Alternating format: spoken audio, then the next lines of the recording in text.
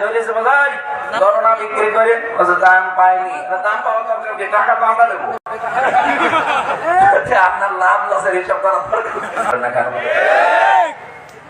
এই জন্য আমি যেটা বলতে চাই, খুব সতর্ক থাকা লাগবে। আমাদের ঈমান আনার আগে আমাদের দায়িত্ব আছে তাগুত ছাড়া। তাগুত না ছাড়লে ঈমানের দাম নেই, তাগুত না ছাড়লে ঈমানের দাম আছে। তাগুত ছেড়ে দিয়ে যদি আপনি ঈমানের দাবি করেন, লাং ফিসামালাহা, আল্লাহ পাক বলেন ঈমান জীবনেও কোনোদিন ছিঁড়ে যাবে না। বাংলাদেশের ইতিহাসে ডক্টর শফিকুল ইসলাম মাসুদ, দেলাওয়ার হোসাইন সাইদি, ওই যে শিবিরের সভাপতি, সবচেয়ে বেশি দিন রিমান্ডে তারা ছিল। ওনারাই ইমান এনেছে, কিন্তু তাগুত ছেড়ে দিয়ে। এ কারণে এত অত্যাচার করার পরও তাদের টলাতে পারেননি। আমরা কত আলেমকে 15.5 বছরে দেখেছি, ওদের টলানো লাগেনি, ওরা নিজেরাই টলিয়েছে। আমাদের ঈমান ছিল, কিন্তু তাগুত বাদ দিয়ে কথা বলেন না কেন?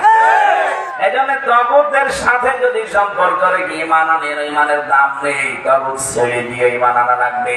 এখন তাগুত কি? এটা কি খাওয়া লাগে না চিবানো লাগে? তাগুতের অর্থ প্রধানত 7টা। 1 নম্বরে তাগুত মানে শয়তান। তাগুত মানে শয়তান পাবো কোথায়? শয়তানের দেশে আছে, আছে। শয়তান বলা হয় ওই লোকটাকে যে লোকটা অপচয় করে। এদেশে নেই? যারা অপচয় করবে, মনে করবেন একটা শয়তান দখল করে ফেলেছে। এখন বাড়ি যাওয়ার পরে যদি দেখেন আপনার স্ত্রী আপনাকে গালি দিচ্ছে, শুকুরের বাচ্চা, কুকুরের বাচ্চা, ভালো লাগবে? ঠিক ভালো লাগবে আপনার? আমার কি রাগ হবে? জবাব দেন না কেন, রাগ হবে? আপনি যদি বিবেক বুদ্ধিমান মানুষ হয়ে থাকেন, রাগও আপনার হবে না। চিন্তা করবেন, একটা শিক্ষিতা মেয়ে, ভালো বংশের মেয়ে, হঠাৎ আমার শুকুরের বাচ্চা গালি দেয় কেন? এ স্বাভাবিক না? অবশ্যই এর জিনে ধরেছে। কিসে ধরেছে? আপনি যখন স্বাভাবিক থেকে অস্বাভাবিক আচরণ করলে মনে করেন জিনে ধরেছে, আর মানুষ নেই, ও জিন এই কথাগুলো বলাচ্ছে। আপনি যদি মানুষ দাবি করার পরেও, ঈমান এনেছে দাবি করেও যদি আপনি অপচয় করেন, বুঝবেন আপনি আর মানুষ নেই, আপনাকে শয়তান দখল করে ফেলেছে। বাংলাদেশে আর যারা অপচয় করেছেন, এখনো করছেন, ভবিষ্যৎও করবেন বলে আশা করে আছেন, থামেন। আপনার কিন্তু ঈমান এখনো আনা হয়নি। পৃথিবীর একটাই মাত্র কাজ, যে কাজ করলে মানুষ শয়তানের একেবারে ভাই হয়ে যায়। আমি পুরা কোরআন পড়ে দেখেছি, কোন কাজ করলে মানুষ শয়তানের ভাই হয় আমি পাইনি। এই কাজে আছে ইন্নাল মুবাদদিরিনা কানু ইখওয়ানাশ শায়াতিন ওয়া কানা শাইতানু লিরাব্বিহি কাফুরা। অবশ্যই অপচয় যারা করে তারা শয়তানের ভাই, আর শয়তান তার রবের প্রতি অকৃতজ্ঞ ছিল। এই জন্য আমরা এখান থেকে সতর্ক থাকবো, নয়তো আমার ঈমানের কোনো মূল্য থাকবে না। আল্লাহ শুধু ফতোয়া দিয়ে শেষ করে দেয়নি, আল্লাহ নিজে এই কাজটা দেখিয়েছেন। সানুরিহিম আয়াতিনা ফিল আফাকি ওয়া ফি আনফুসিহিম। এই যে ওয়া ফি আনফুসিহিম, এই শব্দের ভেতরে আমি তাফসীরে পড়েছি, আল্লাহ রাব্বুল আলামিন বলেন অতি শীঘ্রই আমার দিক দিগন্তে এবং মানুষের এই বডির ভেতরে এমন কিছু আমি আবিষ্কার করে দেখাবো, হাত্তা ইয়াতাবায়ানা লাহুম আন্নাহুল হক। আমি যে সত্য, এটা যতদিন প্রমাণ না হবে ততদিন দেখাতেই থাকবো। তার একটা বিষয় আমি কয়েকদিন আগে পেয়েছি, বিজ্ঞান আরো অনেক আগে পেয়েছি, আমি লেখাপড়ায় পেলাম। এই যে আমরা খাবার খাই, খাবারের মূল নির্যাস গুলো দিয়ে তৈরি হয় পিত্তরস। কিছু দিয়ে রক্ত হয়, কিছু দিয়ে বীর্য হয়, কিছু দিয়ে টয়লেট হয়, বিভিন্ন জায়গায় ছড়িয়ে যায়। যেটা আসল জিনিস, খাবারের আসল নির্যাস দিয়ে, এর নাম পিত্তরস।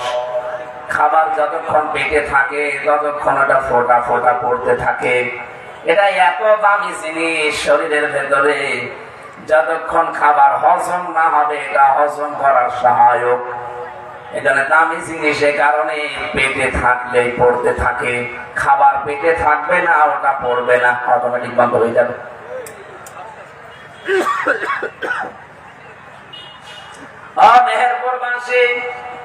আল্লাহর এই ফতোয়ার দিকে খেয়াল করেন, উনি শুধুমাত্র ফতোয়া দিয়ে শেষ করেন। উনি দেখিয়েছেন যে আমি অপচয় করি না, তার প্রমাণ এইটা তোর শরীরের ভেতরে এটা আমি রসটা কিন্তু পড়েছে যে বাধ্য ফোটা ফোটা। আল্লাহ বলে না পড়বে না, খাবার থাকলে পড়বে অটোমেটিক, খাবার না থাকলে বন্ধ হয়ে যাবে।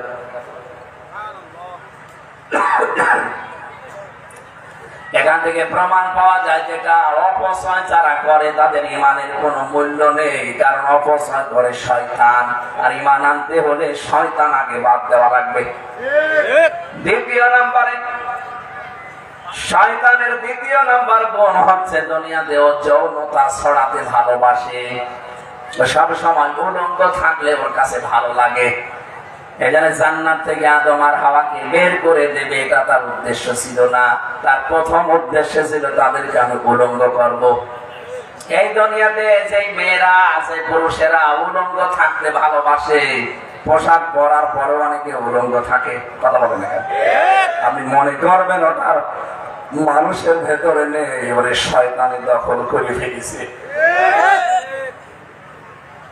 পৃথিবীর একটা প্রাণী আমরা দেখি কুকুর, এত বড় লেজ আছে, এর বড় লজ্জায় স্থান ঢাকা থাকে না, উলট করে মানুষকে দেখায় যে যা দেখবি দেখ। এদেশে বহু মহিলা আছে, পুরুষ আছে, নিজের গোপনাঙ্গ গুলো আরো উন্মুক্ত করে মানুষকে দেখায় যে যা দেখবা দেখো। আমি মনে করবেন এটা কুকুরের চাইতে আল্লাহর কাছে নিকৃষ্ট। বলেন নাউজুবিল্লাহ। 3 নম্বরে শয়তানের কাজ হচ্ছে এই পৃথিবীতে সব চাইতে বড় আদল। আজকের তেলাওয়াত কিন্তু আয়াতের 2 বার আছে আদল শব্দটা। এই আদল শব্দের ব্যাখ্যা আমি পেয়েছি তাফসীরে 3টা।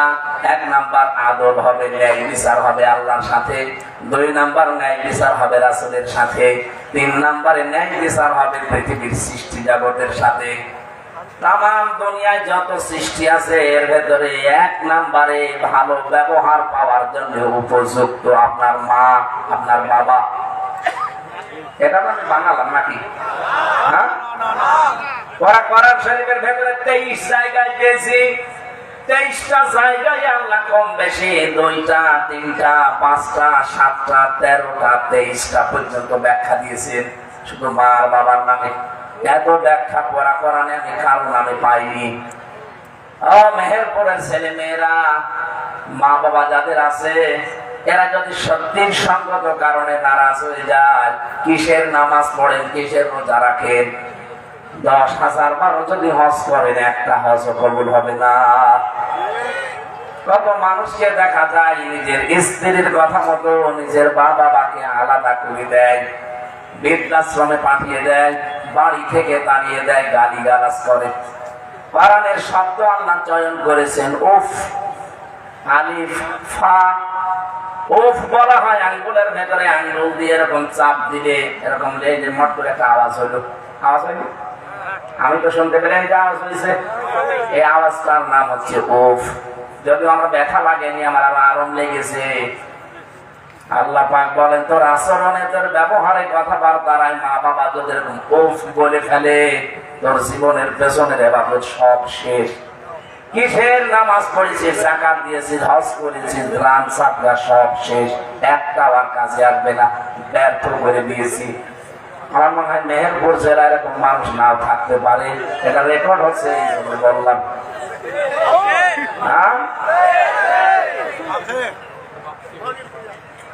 আপনি নামাজ পড়েও যদি মা বাবাকে তার হক আদায় না করেন, তাকে আবার নাকি গালি গালাজ করেন, বাড়ি থেকে বের করে দেন, আপনি মানুষ, আপনার চাইতে তো কুকুর ভালো। কার কথা মতো এগুলো করেন? বউর কথা মতো। ওই বউ আর একজনের কথা চলে, ওই বউ চলে ওর মার কথা আর ওর বড় বোনের কথা। ওখান থেকে খালি ইনজেকশন দেয়। মেহেরপুর এরকম মহিলা নেই। কার কার বউ এরকম আছে হাত তোলেন তো? আন্দাজে মিথ্যা কথা বলা যাবে না, নেই আলহামদুলিল্লাহ। সম্মানিত মা বোনেরা, আশা করছি আপনার স্বামীকে এরকম এত বড় অপরাধ করাবেন না। আল্লাহর কাছে সবচাইতে ঘৃণিত কাজ তিনটা। এক নম্বরে নিজের মা বাবার সাথে খারাপ আচরণ করা, দুই নম্বরে প্রতিবেশীর স্ত্রীর সাথে লাইন করা,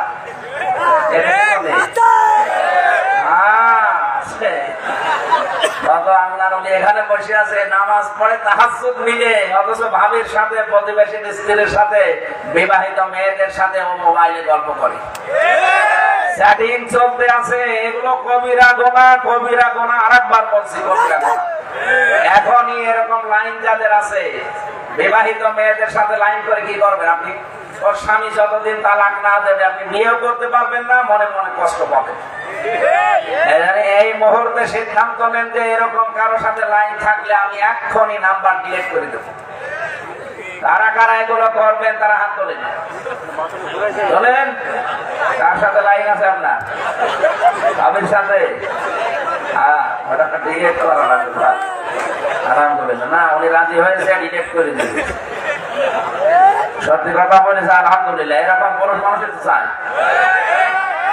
তারপরও চেহারা সুরত দেখে তো মনে হচ্ছে না যে ভাবির সাথে লাইন। যার সাথে বিবাহিত মেয়েদের সাথে লাইন করছে এটা বন্ধ করেন ভাই। আল্লাহর কাছে এটা ঘৃণিত কাজ একদম। শয়তান খুব আকর্ষণীয় করে দেখায়। কেন? ওর ভেতরে যা আছে আপনার স্ত্রীর ভেতরে নেই। অনেকে বলে হলো এক জিনিস আর কতদিন খাবো। ওরে শয়তান, বলে এক জিনিস কতদিন খাবো। মহিলাও তো বলতে পারে না যে ওই এক সাঁতার কয়দিন না। আর একটা ঘৃণিত কাজ আছে আল্লাহর কাছে, সবচাইতে ঘৃণিত, সেটা মানুষের অধিকার নষ্ট করা। এই যে চাঁদাবাজি যারা আরম্ভ করেছেন সারা দেশে, নাম নিয়েছেন আপনি অমুক দলে, ওই দল কিন্তু টিকবে না।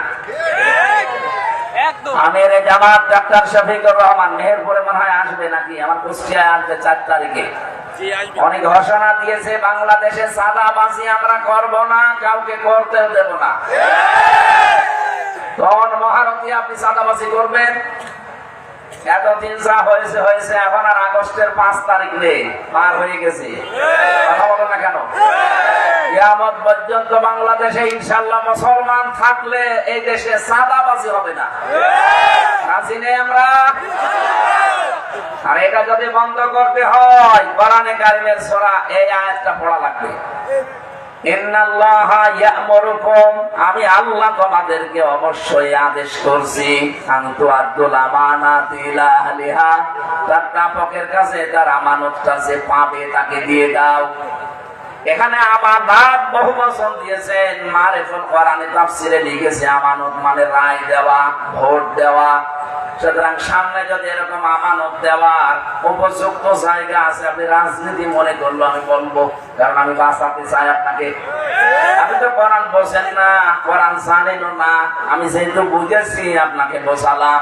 যদি বিশ্বাস না করেন এখানে যারা আলেম আছে জিজ্ঞাসা করেন। আমানত তাফসীরে মারিফুল কোরআন বাংলায় লেখা পাবেন। আমানত মানে ভোট। এখানে সামনে ইবাদতটা আমরা যেন নষ্ট না করি। হ্যাঁ, প্রাপক যে যোগ্য ব্যক্তিকে অবশ্যই আপনি এটা দেবেন।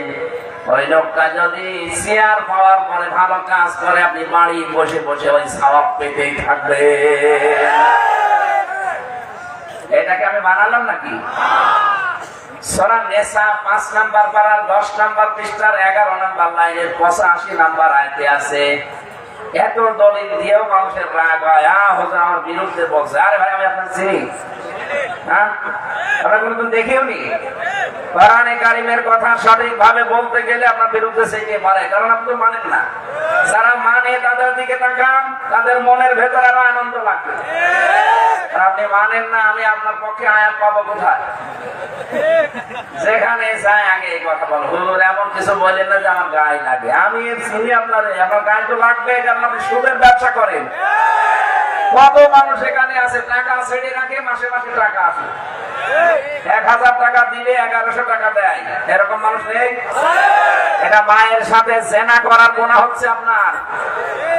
যারা এই কাজ করছেন এই মুহূর্তে তওবা করেন যে ছেড়ে দেব না। এই এলাকায় আমার নেই।